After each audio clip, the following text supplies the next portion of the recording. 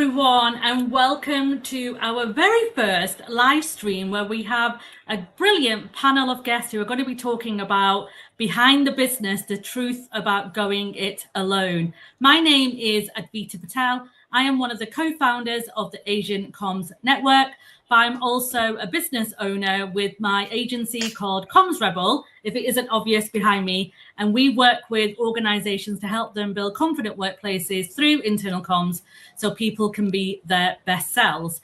If you're watching us live, then please feel free to introduce yourself in the chat if you feel comfortable to do so. There'll be plenty of opportunities to say hello to each other throughout the next hour or so as well. We are going to be having as much interaction as we possibly can. So please think of any questions that you want to ask. I'm also going to share a link in the comments for you to access, which is a Slido link. In case you don't want to ask your question publicly, you can ask it privately through Slido, and I'll make sure that we get those questions answered as well. So please do say hello in the chat if you are watching us live, and if you're watching us on replay, then by all means, feel free to introduce yourself if you're watching it on LinkedIn. While you're doing that, I'm going to ask our wonderful panel to introduce themselves, starting with Tejas. Afternoon or evening, everybody. My name's Tejas Kotecha. I spent 20 years at Sky, across Sky News, Sky Sports News, Sky Sports. They were the first people ever to give me a job at the age of 23. Spent 20 years then. Just over a year ago, left Sky to start my own business in communication skills training, everything from how to manage teams to public speaking, presentation, and getting people to change their minds with your communication so that you can progress in your career and beyond. And it's been an up and down roller coaster first year. Can't wait to tell you more about it. Thank you. Thanks, Tejas. And Sania. Hi, everyone. I'm Sania Hack. I am a specialist in market research. I've been in this space for about 15 years and done a lot in the music, entertainment, government space, worked with your YouTube, Spotify, various others. But the thread that's always been part of my career is inclusion and diversity. And through various points, I started in it, then there wasn't enough kind of government support or otherwise. And then finally, 4 years ago, I decided to take the leap and set up my own kind of consultancy by Stereotypes and work in this more now. So yeah, that's me. Amazing. Thanks, Sania. Stefan. Hi, everyone. I'm Stefan Lee. Like Tejas, I have a background in the media space. I worked at Warner Brothers Discovery and have consulted for BAFTA and Comic Relief. I made the leap 2 years ago to found my own consultancy called Just In Time, and we facilitate strategic offsite, strategic workshops for teams and leaders in moments of change. I also bring in elements of the comedy side of my life. I do a lot of live improv comedy performances. So I bring in the skills for how to be agile and flexible in the moment on stage into the boardroom. Amazing. Thank you, Stefan. And Dinesh. Hi, everyone. I'm Dinesh Halai, creative partner at Dram B2B. I've spent years in the traditional advertising world. Most recently, I was at Dreamers, which was a legendary 120-year-old B2B advertising powerhouse under the Omnicom umbrella. I was one of the last people there turning off the lights. That world taught me everything about big brand creative, but it also showed me that B2B clients are exhausted by massive overheads and rigid, slow network agency models. So the four of us teamed up to launch Dram B2B. We're an agile specialist B2B advertising agency run by four equal partners. We bring the same heavyweight brand strategy and creative, but we package it with speed, flexibility, and technological agility that modern B2B brands need today. Brilliant. Thank you, Dinesh. And what we will be doing is sharing everybody's LinkedIn profile and also their websites of their businesses in the comments. So if you want to connect with them after the event, you are more than welcome to, of course. So let's crack on because we've got a lot to get through. So I want to kick off with you, Stefan, if that's okay. So we're talking about the leap, right? So the leap that when you made that decision to go into business, what was that moment you knew you were leaving your employment? Was it a bit of a push or was it a pull for you? Yeah, it's an exciting moment. It's one to cherish in your memory. It was a bit of both, actually. So if you've been following the media landscape, Warner Brothers Discovery has gone through many change moments. It is currently going through one right now with Paramount, but the prior merger was when Warner combined with Discovery. So that was a moment of big change. It was a time for me to reflect on where I was in my career. And I think that was a nice point to assess kind of where I wanted to take my career next. And so that was a moment of, the fork diverged in the woods, and I chose a path of independence. So that's how I made my decision. Love it. What about you, Sania? So I was saying it was less of a leap for me, more of like a kind of just crawling into the swimming pool with like all these armbands and everything on. I think I just couldn't hold on anymore where I was. I loved my job. I loved my previous company, but my inclusion work, it was around 2020, inclusion was starting to take off more, and my heart was very much in that. And so it felt like the right time. And I tried different stuff and like the queen of burnout, quite honestly, and just something didn't feel right. And I was like, I don't know, I'll go and work in McDonald's, or I'll just do anything. I just wasn't sure. But I did have a few sort of clients that I was working with. But yeah, it's not like a huge like heroic story, but it's kind of more, I just followed my heart, and by the grace of God, it's worked out. Love that. What about you, Tejas? Did you follow your heart? A little bit. I mean, I wasn't 100% sure when I left Sky I was going to start my own business, but I'd watched Dragon's Den and thought I could do a little bit of that. I'd also, everyone from your physio to your plumber says do your own business, and they were busy and all that kind of stuff. But when I figured out really didn't want to start anywhere brand new, but go towards my strengths and carry on doing, 44 years old, you want to do what you really want to do, passionate about. You don't want another step towards something that you might want to do. So it all naturally kind of came together. And I realized second stage of my career, more than halfway through, this was the second big challenge that I wanted to see whether I could really, prove to myself whether I could make my own business, if it could be successful, and how successful it could be based on something that I never thought I'd do even 5 years ago. So I think for me, it was more of everything came together. There's no one light bulb moment. It just kind of woke up one day and thought, right, I'm going to go full steam ahead with this and see how far I can take it. Brilliant. And Dinesh, we heard a little bit about your reason for doing it on your own. Have you got anything else that you wanted to add? So when you're in a massive corporate network like Omnicom, stepping out on your own can feel incredibly lonely, launching into a vacuum. So for me, having a 4-person partnership has been an emotional lifesaver, actually. You have an immediate support system. When you're having a tough day, there are 3 people who can help you, pull the cart forward. You aren't carrying the weight of the business entirely on your own shoulders. But it's a different beast because communication is your primary daily job. And in a legacy agency, decisions take months.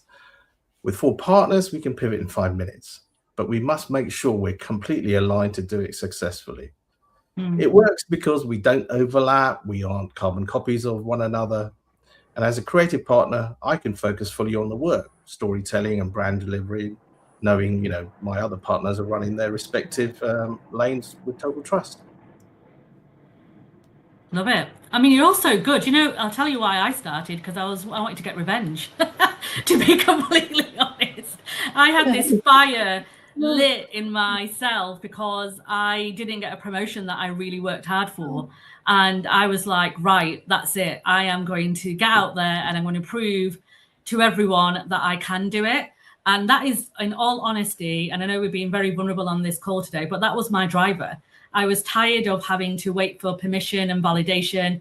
I was tired of waiting for, you're good to go now, Advita, for that promotion. We're going to give you, a leg up here, and conforming and following what other people thought I was good at. And I got to a point in my career, I was just like, I'm not doing this anymore. I'm just tired. I worked really hard. I worked really hard. So, we can all relate to this, I think, as underrepresented folks, that you often put in 150% more than everybody else because you want to be seen and you want to be heard. And when you do all of that work and it doesn't turn into anything, you do feel a bit deflated. And I went through a massive confidence crash, and I got this kind of fire after learning more about confidence and imposter syndrome that I started with getting a little bit of revenge, I have to admit. Changed obviously as time went on in terms of that purposefulness that you all mentioned about wanting to take control of my destiny, I suppose, and do things that I was comfortable with and have that fulfillment and not have to get permission. and validation. So I think, we've had a mix of answers today, and but I just wanted to kind of throw that in there because you said it, Sania, that sometimes there isn't a massive founder story, that you didn't have like a flashbulb moment or epiphany about this is your calling in life. There are other things that push you into the path that, that you didn't know was going to come your way. I always thought I'd work in house. I'm not going to lie. I wanted that comfort of a regular salary and making sure that I wasn't ever going to have to kind of hustle all of the time for work. So I never saw myself working for myself, but it's amazing what life kind of throws your way and what you end up doing, right? Definitely. Yeah. Definitely. Tejas, right? You put so one of the challenges, and I have this conversation with lots of people who decide to go independent, and it sounds really silly sometimes, but it's such a big deal. It's about what do you call your business? Like, how do you stand out in the crowd, and what do you call your business? And you put your own name above your business, above the door. Was that a deliberate choice for you? And is it something that you would still do if you had that choice again, or is it something that you would consider doing, changing in the future? Yeah, I had to use my own name, Advita. Yours was taken. I'm kidding. Listen, it took me about half a day to figure out that I'd use my own name, and I could do something really clever with it. I could ask AI what to call it, but sometimes you can be too clever by half, if you know what I mean. I thought sometimes my name in Sanskrit means brightness from the sun, that kind of thing. Love so there's that. a good, and there aren't too many Tejas, so people do ask me about the name. And Kotecha is quite well known in Gujarati circles. So many of you might know Seema Kotecha, no relation at the BBC. There's several other Kotechas who are in public life far more than I ever will be. So I just quite like the fact that, I'm not a 10-person team. If you conduct your training, you get me. And so I'm going to be the one who turns up. So having my name just felt like a natural thing to do. I think it's worked for me quite well. Then if people ever see the surname, they think, oh, this person owns their own business. What's that about? I know a Kotecha. And I've had lots of those conversations of, oh, you're related to so-and-so, so-and-so. What do you do? It's a bit different. So I wouldn't change it. I think it's worked fairly well for me. I'm glad I didn't come up with another business name. Otherwise, I'm the kind of person who'd forget the name. So at least I can't forget my own first and second name. And I think it sounds okay. And I like the logo. And so when I was starting out, I just felt, there's a disadvantage. People say, oh, if you're going to sell your business in the future, name it after yourself, you can't do this, that, the other. But I mean, look, that's looking too far down the line. I was quite happy using my name and using all the advantages that came with it. And so I probably wouldn't go back and change anything about the naming. No, lots of other things I would change, not the name though. It's probably one of the only few things I wouldn't go back and change. I think that's really fair, and it's so good actually, because I think one of the challenges that stops people progressing or doing something like this is, what shall I call myself? What shall I call my business? And it can really stifle you and stop you. And I've worked and with people in house who have been really kind of, their dream is to work for themselves. And when I asked that question about what barriers are stopping you doing it, and I kind of expect them to say something like, oh, money or the insecurity or the uncertainty or whatever. But some folks have actually said, oh, I don't know what to call myself. Like, I don't know what I'd call my business. So it's kind of stopping me putting myself out there because there's so many good businesses out there that I do want to stand out. And that overthinking that you mentioned is something that I think all of us as founders can probably relate to quite a lot, because we do, you kind of are isolated a little bit in this work. So I think it's brilliant that you have, you made that decision in half a day and you just went for it, which is fantastic. And one of the uniqueness about, South and East Asian names is that it is often quite unique. And there aren't many people, right, with our names out there. So it's brilliant. Sania, you built a business around a mission and challenging stereotypes in research. Did that purpose make the leap easier or scarier for you? Yeah, I would say that it definitely made it easier. It's a funny one. I always wanted to be a professional tennis player, and I was just brilliant, like talented, mashallah, but would just crumble on court because it was just me. So I'm a team player and I'm great in team sports, excel. So it felt like if I can attach myself to my purpose, it gives me the strength to continue. And there have been various points in my life, by the grace of God, almost my first job was at the UN. It wasn't in the end, but almost. But it's been this diversity and inclusion angle that's always made me stand out. So that made me feel like, what, this is me. This is what I do. And if I attach to it, I guess it's less scary. It means the ups and downs are less of an issue because I believe in something. I believe I'm doing something purposeful. So yeah. Love that. And it's brilliant. And Dinesh, you've got a partnership model, as you mentioned, rather than going as a completely solo founder. You kind of implied it in the previous question, but is going it alone easier? harder than having someone alongside you, or just a bit different in your opinion, based on what you've heard and seen in this entrepreneur world that we're in? So when you leave a massive corporate network like Omnicom, stepping out on your own can feel like an incredibly lonely vacuum. And for me, a four-person partnership has been pretty emotional. And, you know, I really enjoy it. You know, it's given me the support that I need. It's given me the different beast that I can become, and also have that support from my partners. And, you know, I just tend to get the freedom and not having to worry about the other bits that involve, you know, the business, where I can rely on my partners, you know, doing their bits. Fair. Yeah, I think that's great. I think this is what I wanted to kind of come across today as well, that there are so many different ways of starting a business. You know, we're Sania, Tejas and Stefan and I are solo, I would say, correct me if I'm wrong.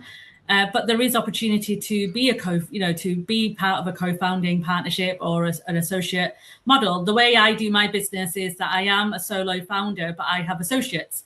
So Tejas and I collaborated recently on a workshop as well.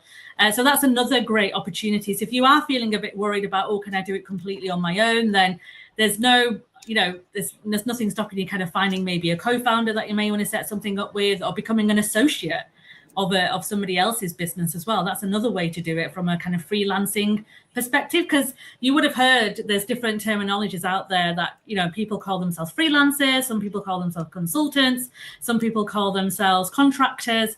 And freelancers are generally, and this isn't often the case, always the case, but generally freelancers are people who will join forces with other agencies or consultancies and deliver work on their behalf, and they kind of move around, and they don't really have like a limited company set up or anything. And contractors are people who get like a short-term contracting business or do a day rate contract. So you will do 3-month stints or a month stints or 12-month stints, and that's what contractors are often referred to. And then you've got consultants, probably like most of us on here today, where you're running your business under your brand and you pitch for work. And then when you win that work, you're the one that kind of delivers it alongside maybe some associates or your team if you've got one. So I just wanted to give you a bit of clarification on the terminologies, because I know it's something that I get asked quite a lot in terms of the differences. And it's important for you to understand where you want to be, really. Each one has different advantages and disadvantages as well. So it's important for you to understand what it is that you want to get into as well. So I want to head into the reality of running a business. And I want to talk about a topic that many people feel uncomfortable talking about, and that's finances and financial security. So Sania, and I want to ask all of you this question. So let's talk about money, and let's talk about how long it was before you felt financially stable, and if there was anything that you got wrong about pricing at the start that you wish you knew, that you know now. Yeah, I would say I got very lucky in so much as that, well, my network, they say your network is your net worth. That has really literally paid off for me. I had so many people from my research industry, even though I was pivoting more into inclusion, who were just opening up doors. And I got this one kind of major contract for 2 years. And that was incredible. It just gave me the security to then build and other stuff. So I would say, for me, the first few years were, by the grace of God, really like stabilizing, and that gave me the freedom. That said, I don't always get it right. And with pricing, we'll talk about it maybe later, but when you go it alone, I think I certainly lost a lot of my confidence. I knew that I was still great at my work and I could do the work, but I wasn't great at selling myself. I was great at selling the work. And it just felt different. And it felt like people treated you differently now that you don't have that kind of brand behind you. So it definitely took me a while. I would say I was underpricing, and I was kind of just doing anything in order to pay bills or to have work, to feel busy. And so thankfully now that's less the case. But yeah, that was, I guess, how I started. Is that similar for you, Stefan? Yes, I would say pretty much all of it resonates with me. You just don't know, right? It's a big unknown in terms of pricing, winning projects. Did you lose a project because of the price, because of you, because of other things? Did they actually have a strategic pivot and didn't need your service anymore? Or was it the price tag? Don't know. So you just kind of have to build from kind of first principles. I agree with Sania, the network has helped me very much in these early days. That's where people trust you. They know kind of your brand value, as it were, before you build it up for external people outside of your network. So that's very important. Your first customers, your first clients will come from the people who have worked with you before, and they'll refer you on to the next ring around you. So it's learning by doing. It has been hard to have the head of the sales role alongside the head of the strategy role, which is I'm more comfortable with. It's learning every month, every time you get a new project. Amazing. Now, Tejas, you and I have had conversations about pricing when we spent that day in Brighton together. And then this is one of the things that I do advise anyone who is starting out is to ask those questions of people in your network and say, like, is this the right pricing model or whatever? And that's something that Tejas and I spoke about quite openly. And it can be quite scary to ask, I would say. So how did you kind of set yourself up, Tejas, in terms of pricing? And what was your kind of big fear around pricing, if there was any fear? Yeah, I mean, we had a long chat, and when people talk about financially stable, you never quite know what they mean, but no one's going to take this home away anytime soon, put it that way. But you don't know, 14 months in, you don't know what the right salary is that you're going to end up averaging out, and each month is very different. We had a long chat, quite simply, of let's just pluck a number out there, £500. Would you do a workshop for £500? Now, in the first year, that's not a bad take home for a day, because you go back to your own corporate thing, you work it out and think, well, that's more than what I got there. But of course, people forget that you're not going to earn that every day. You're not going to do a workshop Monday to Friday unless you're very lucky, 4 weeks. And so you've got to work out your insurances and your cost of your chambers of commerce and all the other things that go with it and your tax. And so I'm quite of the opinion that I can do some of the stuff work for free, because it leads to other work. And, you know, I joke, what else would I do? Be at home watching NCIS and on LinkedIn. So I'd rather go out and meet people, and that kind of strategy has worked fairly well for me because it's brought in kind of paid work. So the pricing thing is always, and we talked about, you know, you should price yourself, and people say you should value yourself higher than that value time value thing. But there's also a kind of essence, I think, when you start your first year of business, that if someone is willing to pay, and people sometimes say, we've only got this, we've only got that, we're a charity or university, that you kind of think, I'd rather be there, do it, get in front of 70, 80 people, pick up a testimonial, pick up the video testimonial, the reference, the connections that they may have, and then come home. Because I'm refining my workshop in the first year. Now I'm at a good stage. So that way, working for free for me, you're not going to work too much, but an element is fine. Price myself lower to someone like you, because I'm comparing your price and you're many years into it and higher level than me, and I'm lower. So I'm comparing also to someone else who can deliver something that is they've crafted for 5, 6 years, 10 years. So there's also an element in that first year of, let's take what money we can, because there are months where you just don't earn anything versus months where you earn quite a bit. So that's kind of where I am with pricing, and you get conflicting advice from who you speak to. So we kind of agreed to disagree, and then agreed kind of thing. So you work it out as you go along, I think. Yeah, I think you made a really valid point there about the rate is, like, people think that's take home money, and that isn't take home money. And I think sometimes when you're new in the world of contracting, consulting, freelancing, whatever, you can sometimes be swayed by that rate, right? Oh, you kind of go, oh my God, 500 quid is better than nothing, and that's amazing. But actually, when you take on board the time you've taken to plan the workshop or the project, and the delivery and the travel and getting home, and you're kind of left with like 50 quid, to be honest with you, by the time you do all of that kind of stuff. So you do have to be, you're right, it's a balance. When you're starting out, you want to build connections and networks. So you may do some pro bono. I always call it pro bono, by the way, never free. I'll do pro bono. And it is, like, it's pro bono, because you do get things in exchange of that, right? You get the contacts of the people in the room. You might make some, like you said, testimonials. But there is a balance. And this is something I will say to folks listening, is that, you know, don't allow people to take advantage of your good nature. Be very careful about, is the right audience in the room? Are they the people who would eventually buy from you? You know, is it going to lead to paid work? You know, what are you getting in exchange for you being there? All of that kind of stuff is okay for you to ask, by the way. So I know some people can fall into the trap of doing good and wanting to do good. And do say what you say, Tejas, you know, what's the alternative? I'll just be at home otherwise. But Yeah. people will take advantage of good nature. So you just have to be mindful. There's also very quickly, briefly, if you price off a certain point, people will think it's not very good if you're too low. You've also got to bear in mind that you're offering something that is pretty good. You might have your own intellectual property, things like that. You've been to big places, it's proved a success. But if you do price yourself something low, you know, if I buy a big pen for 25 pence, I'm not going to be expecting to use it in 20 years time, or it's not going to be good quality or whatever it might be. So you've got to think that, like, what are other people pricing at is actually really important. What are your rivals, quotation marks, pricing similar workshops at? Yeah, a really valid point. Dinesh, what mistake did you make then in your first year that you'd warn this audience about when it comes to things like pricing and putting yourself out there? Like, what would you say was a lesson learned for you? So pricing wise, I have to admit, I've been quite fortunate that my partners deal with that. So I don't have to worry about the finances. You know, I have full reassurance that they're going to pitch it well. And we still discuss it. But, you know, I must admit, the first year's been pretty tough. You know, we've done a massive amount of heavy lifting, you know, countless pitches, endless RFIs, and we've had very mixed responses.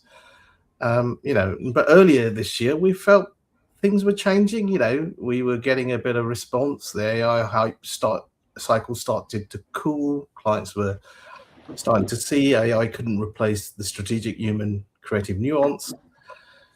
But the key for us was, you know, that humanness, and you continue that with the client. And, you know, it wasn't just that clients magically realized that the AI wasn't performing and whatever, you know. We had to partner with them to help them understand that, you know, this thing is not exactly what everybody thinks it is.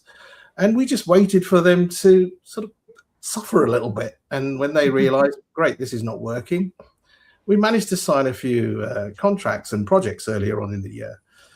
And we thought, great, we've fantastic, we've turned a corner. And then suddenly, you know, the macro environment hits, and, you know, corporate decision is deeply tied to global political volatility.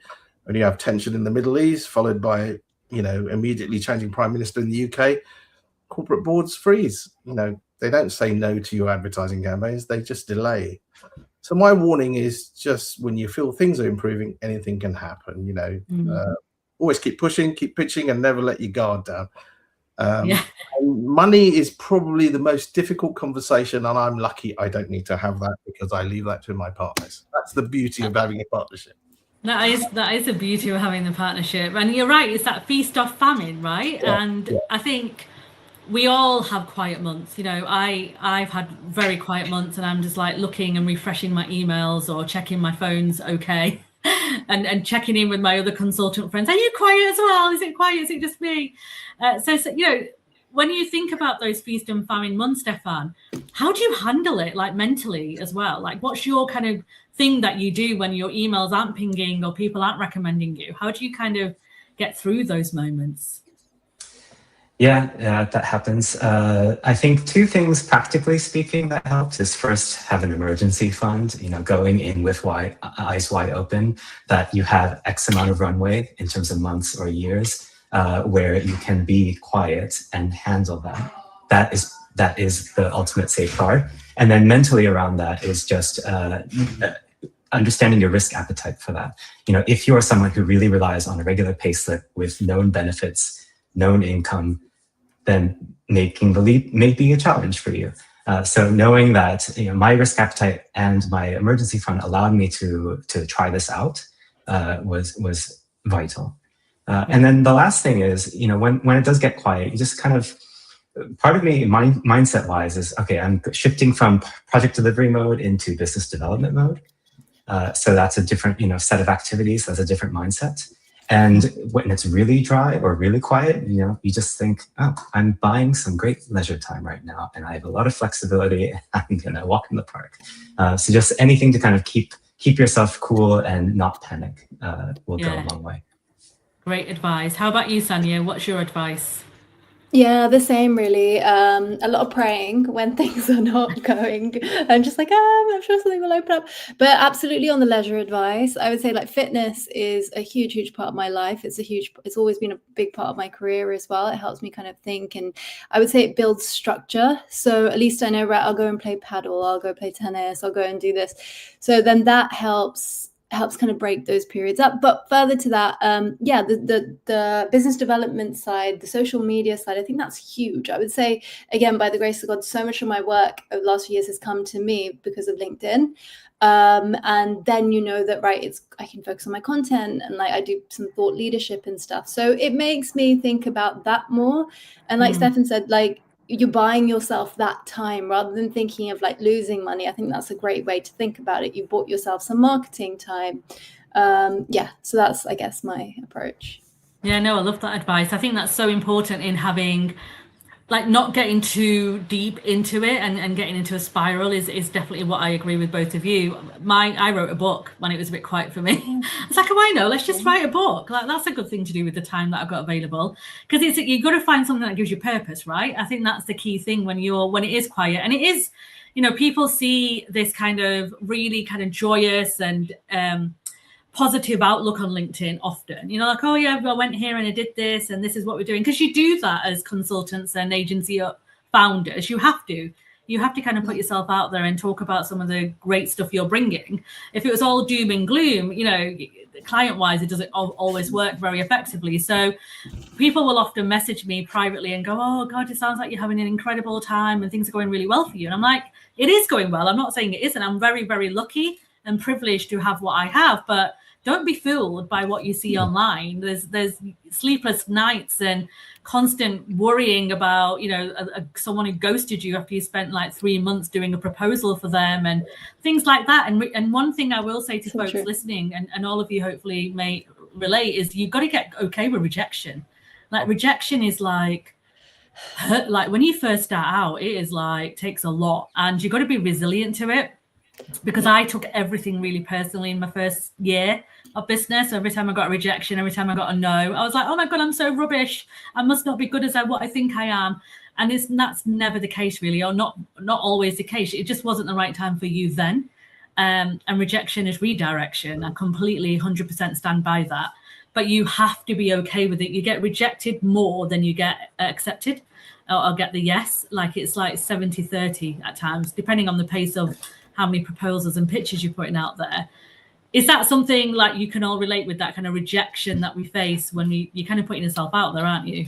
I was going to say, having coming from an agency background where I was winning projects for Spotify, YouTube, they were coming back. Then when you're on your own and you're like, hey guys, like, I'm here, and you're not getting the time of day. It is very, very, it really does hit your ego, and it makes it difficult, makes you question your confidence. But I think then, like, there are different ways to do it. And I do think LinkedIn and other things do help us position ourselves as specialists and have that freedom that maybe I didn't agency side. So just staying with you there, Sania, where does work come from you then? You mentioned LinkedIn. So is it like referrals, content, cold outreach? And what's overrated in your opinion when it comes to finding work? I would say, so a lot of mine, again, has come from 1 or 2 organizations where I've got a contract, then more work there. So building out a couple of existing client relationships. Then there'll be people that might refer me because they've seen my stuff or they know me. There have been some people that reach out just directly via LinkedIn, but I think that now, when people hear about me, they can go on my LinkedIn and it just sort of reinforces, okay, hopefully this person's seen as credible. In terms of overrated, I'm not sure. I don't think it just lands in your inbox in LinkedIn. I would say it definitely doesn't. It's a portfolio builder.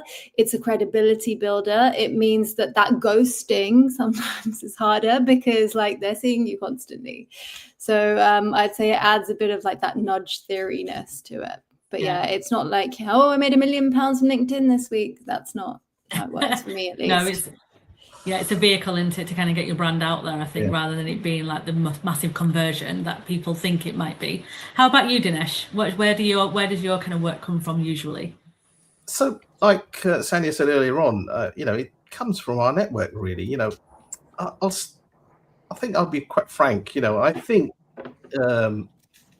cold RFIs and automated outbound campaigns are overrated. I really feel, you know, in an era where AI can generate thousands of emails in a second, you know, in our audience, the B2B buyers are completely deaf to it. You know, spray and pray outreach just burns your brand equity. And we really want to focus, you know, on making that connection with our clients. And really, that's where, you know, our work comes 100% from our network. And the secret is you constantly hammer what you do to your network, but you do it by helping people realize what's possible. You know, my practical advice would be attend as many corporate and social events as possible. You have to put yourself in the room. And look, a case in point, I was at a cricket match on Tuesday. I wasn't there to pitch. I was just having a casual conversation. I started talking about our B2B advertising agency and what it does. And I explained the tangible difference we made to ROIs of our past clients. And all of a sudden, the guy, you know, I was talking to perks up, and he has that sort of aha moment. And all of a sudden, I have his full ear. I don't, you know, I'm not pushing to him saying, you know, this is our sell.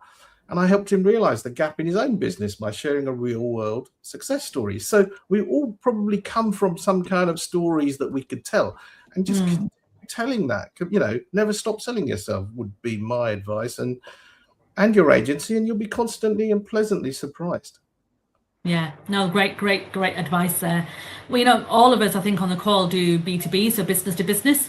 And we know that they can be quite conservative. So the traditional methodologies of how you would build in terms of B2C, business to, you know, consumer, is very different in the B2B world, right? And I think it's one of those challenges that we may not think about sometimes. And Stefan, you work with pretty big organizations in the work that you do. How do you win trust against those big organizations? Like, what is your advice for those people who are watching, who may want to get into big corporations? How would you say they need to start? Because it is hard. It's tough to build trust with like a massive organization rather than, you know, who do you go to? Like, where do you even start? It is 100% the person-to-person connection, for me at least. So it's the people who know you, your network and their network. That is going to make the difference. There's no way you can compete against the biggest agencies if you don't have that personal relationship. The line of work that I am in, I'm selling a service of facilitating a team offsite. So this is a multi-variable skill of owning a room, getting a leader to figure out how to get a team to bond that may be in conflict with each other or with the leader, to then run through exercises to figure out a strategy, to be vulnerable enough to see where people's individual and team weaknesses are, and to do it without the first person in the room rolling their eyes at me saying, oh, I don't like icebreakers, I hate doing this. That's literally what happened to me at one client. And I said, okay, well, I've got a tough hill to climb here. So, you know, you don't buy that off the shelf. You don't buy that off a LinkedIn post. You buy that because you know the person and have seen them in action. So does that limit scalability? Yes. Does that change the way that I approach how I sell to people? For sure. It's a challenge, but that's kind of the niche that I'm in. So it really has to be a personable, a person-to-person connection and people who know how you've done this in the past. Yeah, great advice. You're right. You know, that person-to-person it can't be replaced by anything. And one of the things I found in the 6 years I've been running CommsRebel is, it doesn't matter how big the organization is, really, in my experience, it's that individual who trusts you to deliver the work that needs to be delivered, and how you build that trust with them, as you said, Stefan, is critical. But what I would advise folks to do is that I always see a bit of a scattergun approach when it comes to organizations and you're trying to win business from organizations. So people will be like DMing folks on LinkedIn or finding out the email address and sending them a little pitch. You have to be a bit structured with it. Otherwise, you're going to kind of lose yourself in all of the kind of chaos around you. So be very clear about who your audience is, like who are your clients. So, you know, you might say, oh, I'm a leadership coach, or I am I deliver change programs, but there'll be specific audiences who will relate to you more and the services you offer than others. And finding out who those people are is incredibly important. So, for example, I rarely work with startups. So that isn't my niche. So I probably wouldn't, if a startup came to me, a brand new startup with 10 people who work there, I am not the best person for them. So I would recommend someone in my network that would probably be best served. But if an organization like anything over, 2,500 to 100,000 employees, that's my sweet spot. Like I've worked in organizations of that scale and I can support and advise. So you've got to know quite clearly what kind of audience they're, either through the scale of the organization or the niche that you are in. Because I think sometimes a scattergun approach can leave you a bit too out there and feeling a bit confused about where you need to go, and have a really good system, like a customer relationship management system, whether it's an Excel, a Word document, whatever it is, but make sure you're kind of keeping track of the people that you're communicating with regularly, because you can lose track of what on earth is going on around you when there's so much business happening. So you need to remember, like, I messaged this person then, I need to chase up with them, because people forget. If you think back to when we were working in bigger agencies or in-house, you're constantly flowing with emails and things and projects, so you can't always remember who got in touch with you. So having that kind of database of people you've been in contact with, especially from a business to business perspective, will really help. So keep a log of who you've spoken to, what you spoke about, and if they're like warm or cold, that can help you as well. So those are kind of like practical advice. I want to kind of shift us into what it's like to build a business as an underrepresented person, because I think it's very different, right? When you're not part of that dominant culture, there's lots that kind of go through our processes that other people may not take in consideration. So what is that one thing about building a business as an underrepresented founder that you wish someone had told you that you need to be aware of? So it could, bias, family, worry, whatever. I'll start with you, Tejas. Like, what is any advice you have out there, or something that you found yourself as an underrepresented founder, or has it not been an issue for you at all? I should just say it's not been an issue and move on. No, I'm kidding. It's a slightly different left field approach. I come from a community where there's a lot of very successful businessmen, businesswomen.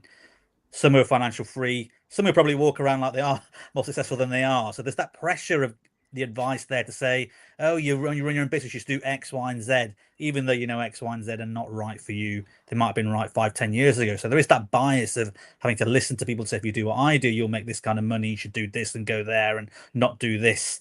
So there's that bias. You've got to think, I'd rather fail at the business that I want to fail at than someone else's idea of what my business should be when they don't know me very well.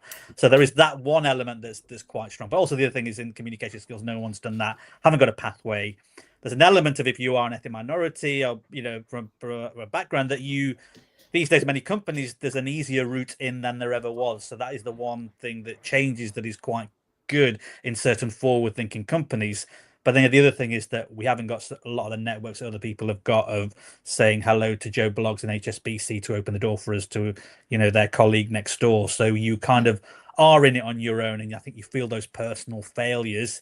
I've got my own name above the door, if you see what I mean, that when people say no, you sometimes take it personally because they're saying no to you and your name. So in terms of that bias and what other kind of effect is, there's that personal effect of there's a pressure to succeed because you've made your choice yourself to start your own business.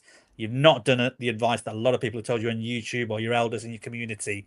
You've done what you wanted, and then time, that T word that Sania mentioned, people don't close deals within 24 hours. It's not 24-hour news. Sometimes people can close a deal 6 months later. So you've also got to kind of know to wait and sit it out and wait for people to come to you and not to hassle too many people too early. So I think sometimes that bias and pressure all around of kind of, who am I going to be? I've got to remember that it's my name on the door. It's my business, and it's what I think I want my business to be, not what 6 other people think it should be.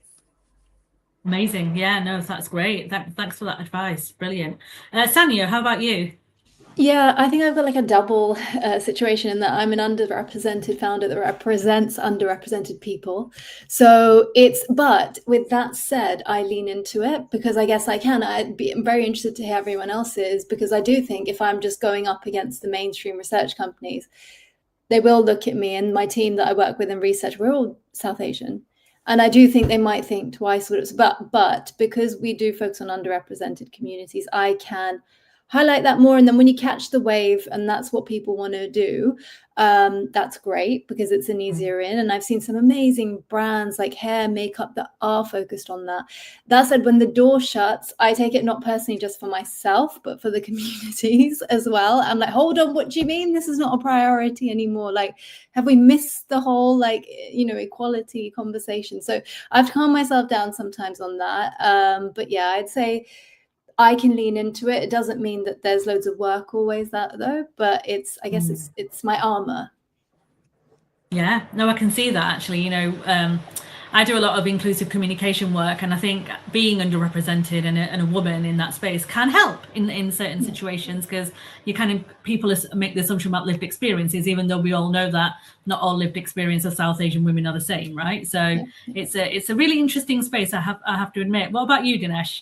What's been your kind of thing if there has been anything? Yeah, well, in a way, we were forced to start our business, you know, because of the agency Dreamers closing, and we felt that was the only route.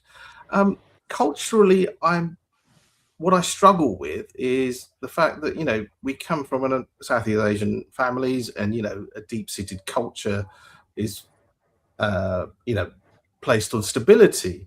And our parents and elders worked incredibly hard to secure these safe, prestigious, you know, blue chip roles, or, you know, agencies make sure you're working in a good roles. And then starting up on your own is sort of going out in the unknown. And, you know, like telling my wife that I'm not, you know, I'm not the breadwinner anymore. You are, you know, it's kind of like, it hits you because, you know, you come from a background where you're the man and you have to do everything. And, you know, not that I'm saying it should be like that, but that's how I've been brought up. So I can't help but think like that. But I have to accept that, look, I've got a good support network. You know, the family's really good. You know, my wife's supporting me at the moment, and she's the breadwinner, and I'm proud of her. Love that. I think the stereotypes that sometimes position in East and South Asian culture can, you know, stop us doing the things we want to do, right? So if you don't have that supportive network around you, your family, your partner, it can be really hard. And I'm going to talk about that in a second a little bit more, but I just want to hear Stefan's view before we go into questions.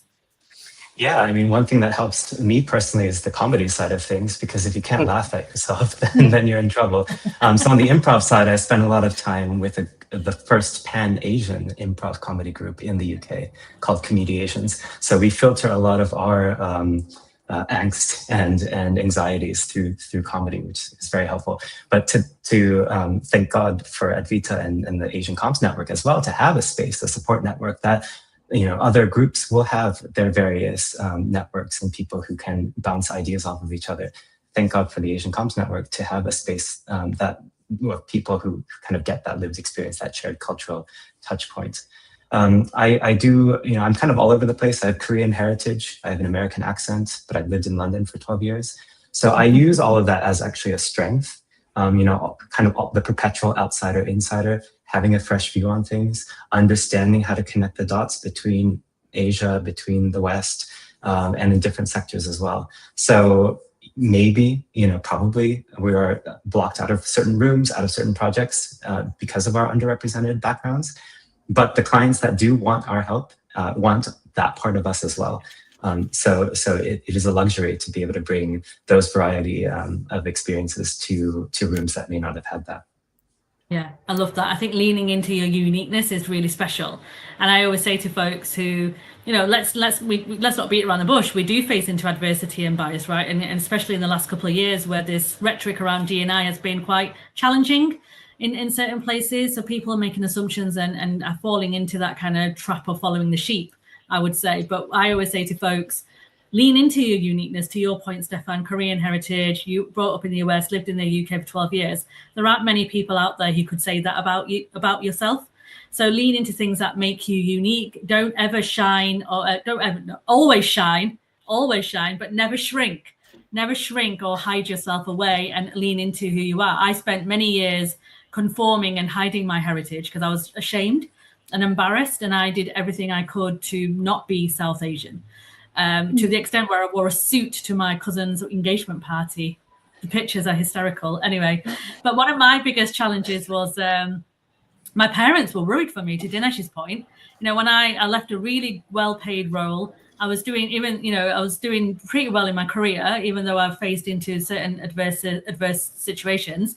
My mum and dad were worried. My mum particularly was like, are you sure? Because it's really scary out there. And you want to, in my case anyway, I don't want to speak on everyone's behalf, but I definitely wanted to please my parents. They sacrificed a lot for me and my sister. They came over from Kenya and India and created a really difficult, worked in a very difficult situation in the 70s where racism was really bad.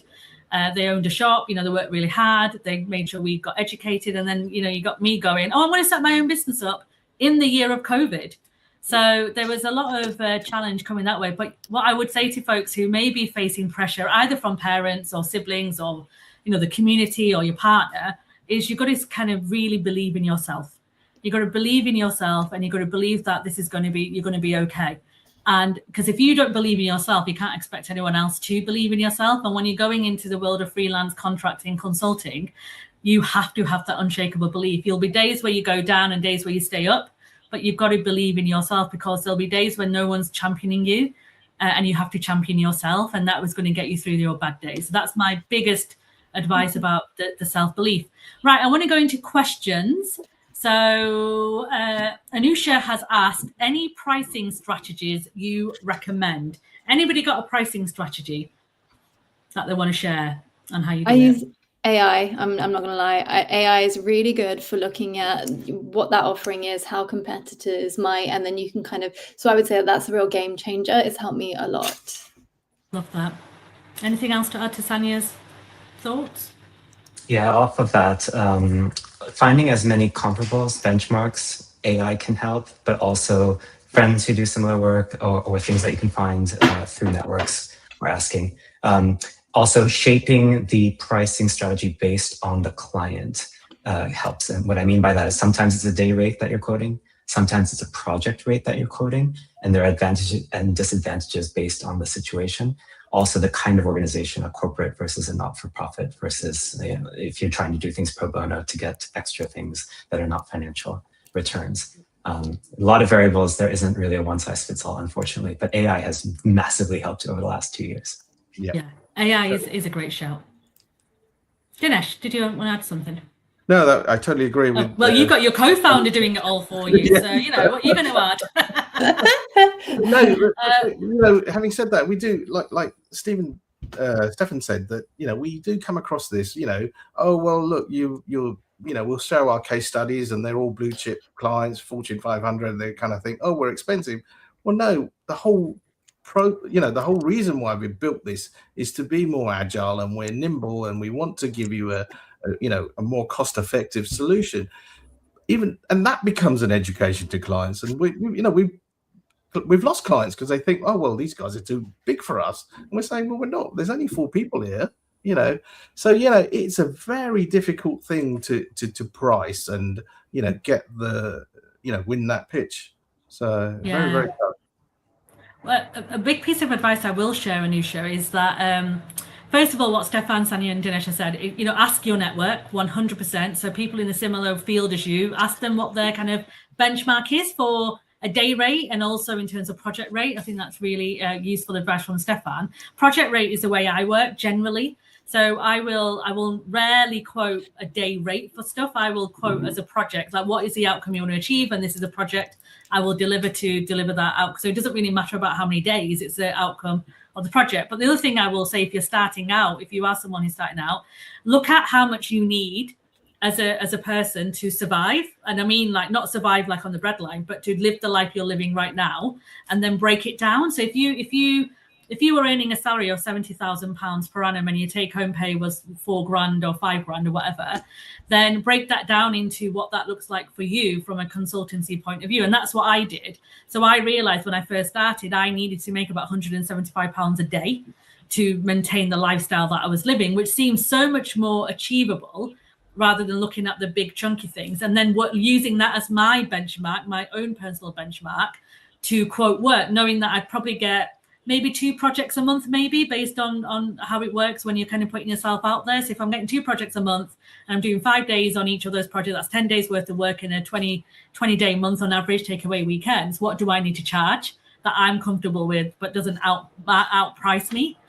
or make me undervalued as well. So that's how I started with my price point. And then I got a figure. Then I went into my community and asked, is this right? And I actually got told I was way too low. But I was okay with it at the time. So as I said to you at the start with Tejas, like Tejas said, I'm okay like with this right now because I'm learning, growing, and I'm teaching myself where I need to be. And maybe in 12 months' time, I'll look at putting my prices a bit higher. You've got to be okay with it.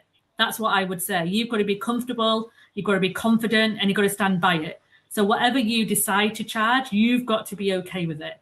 That is the one piece of advice that I will share. Sorry. Okay, somebody, I can't see your name, sadly, just coming up as user, but it says, great to hear all your experiences. When you officially launch your business to the world, what is the best way to deliver it? Especially for someone like me who doesn't use LinkedIn as much as I should day to day. Any advice? I would say LinkedIn, but yeah, if you can start building a network. I did mine like a really roundabout way. I launched it. I was working already and I launched it later. I was just mindful of, oh God, are people going to think what's she doing, yada, yada. So I did the kind of, people knew that I was doing work. So you can do it that way as well, establish yourself, and then maybe launch it with some case studies or however else you want. If you don't want to do, if your network's not huge and it doesn't feel that it warrants here's my new life update, there are other ways to do it, I think. Yeah. Anyone else want to add, Tejas? Yeah, I'll just add to that. I mean, LinkedIn, Advita, you call it rented land, don't you? I call it rented land. Yeah, your own website's really important, because that is your own email list and all those things. If you are one of those people who's selling yourself face to face, getting out to, I'm a member of 5 different chambers, the FSB, West London Business. I kind of go to 2 or 3 things every week and pick up the contacts and sometimes, if lucky, clients through that because they're hiring me. And if 19 people say no, not interested, and one person says yes, I'm pretty happy with the 1 in 20. I could make a business out of that full time. So you need a bit more context with the question. But yeah, LinkedIn's not your thing. We're all on LinkedIn because our buyers are on LinkedIn pretty much, is why we're on there. But yeah, for you, it might be a simple website that you go to, simple things as business cards to launch it in person at functions and those kind of things. So yeah, it just depends on how you want to do it and what your business exactly is when you launch. Yeah, I'm my biggest advice is never build your list on rented land, as Tejas said, right? So LinkedIn, if it goes down tomorrow, you may be screwed a little bit if all your network links are on there. So my biggest advice is you don't need LinkedIn, in my opinion, to be honest with you, to build a business. You use your network, as everyone has said. So the first thing I did when I started my business was email everybody in my network. So all the email addresses, I had friends, family, next door neighbor, like everybody, there was no shame. I emailed everybody and just said, I'm starting this new business. This is what it's about. Here's my website. If you think there's anybody in your world that would be interested in the kind of services I'm offering, please do feel free to share my website or pass on my WhatsApp number. I'm really happy with that. And I did it through email. I put it on Facebook as well with my friends and family. I WhatsApp my cousins, my family, all that kind of stuff. Anyone who I worked with or knew, I just told as many people as I could. And that really helped, that really helped kind of build that network. And then I did, do a lot of LinkedIn profile building because everyone is right. Users are, most of their kind of clients are based on LinkedIn, but you don't have to show up every single day. You don't have to be obsessed by it. Just have a presence, make sure if you don't want to post, then comment on other people's posts, be useful on LinkedIn is what I would say. Engagement and impressions have changed dramatically over the last 12 months, and LinkedIn rewards connections and building communities. So if you're following an ideal client, then follow them, comment on their posts, be genuine, and that's the way you can build your profile as well. But try and avoid building everything on LinkedIn as well. So try and do the email thing, build your own email list. So people who are interested in finding out more about the work you do, get them to sign up to your email distribution list as well, and things like that. But yeah, it is a multi-channel approach, unfortunately, and we probably do a whole session on what that looks like. Okay, we have got one more question. We've got about 2 minutes. I'm going to quickly throw it out there, and it says, is there any way to start a business without having to quit my day job? Sania, you said you did it both, right? Yeah, hugely. And I would say that a lot of my friends are social media influencers and they're doing it. And so I think it's incredible that people are managed, and South Asians is great because I think we're good at that anyway. I think build it on the side, whether it's your social media, start doing stuff on the side. That will give you confidence to either take the leap or bring your hours down. But absolutely there is. As long as there's no conflict of interest, of course. But yeah. Yeah, I would 100% recommend. I did the same as Sania. So I went down to part-time hours when I decided I was going to start my own business, and I got permission from my organization. So make sure you do that. You know, don't do anything too snidey, really. You don't have to tell them everything, but just be clear, especially if you're senior. If you're a senior leader, you know, you definitely have lots of responsibilities there. So you don't want to do anything that the business wouldn't agree with. So try and get that signed off if you can. But it is possible, as Sania said. Any final thoughts from our wonderful panel? I'm going to go through you one by one, just to kind of throw out your one sentence on anything you want to share with the folks who are listening. And I want to start with you, Tejas. Gosh, put me on the spot. And look, well, the one sentence, let me keep it to one sentence without any long clauses, is that if you want to go to your business, you want to try something, you know, never die wondering is the title of a rugby coach's book. So I think, you know, sometimes don't leave it too late. You know, that famous phrase of those who wait till the 11th hour usually die at 10:30. So go for it. Everyone's always got a little bit of imposter syndrome. Will it work? Will it not? But many a successful side hustle, to go back to your last question, has turned into a really successful business. Love it. Brilliant. Dinesh. So my advice would be, if you're launching a partnership, especially a larger group of 4, alignment is everything. I have had partnerships with other businesses and I would never do them. But in agency world, you need it. I think you really need a partnership if you want to create a big brand agency. And I think the alignment is everything. Agree on your values, your roles, and how you will handle the tough times before you sign that single piece of paperwork. Love it. Brilliant advice. Stefan. Earlier, you mentioned believing in yourself when starting a business. Extremely important. Very easily said, hard to do. It can be tough, especially in those first months. So just find ways to keep believing in the value of your work and yourself, and get support networks to help you on the down days. Love it. And Sania. I'd say if you're passionate about something, I think this day and age with social media and other things, it can really show and it can pay off and it will translate. So I think just make sure you love it, love what you're doing and believe in it. Brilliant. I love that. And so thank you so much, all of you, Tejas, Sania, Dinesh, Stefan.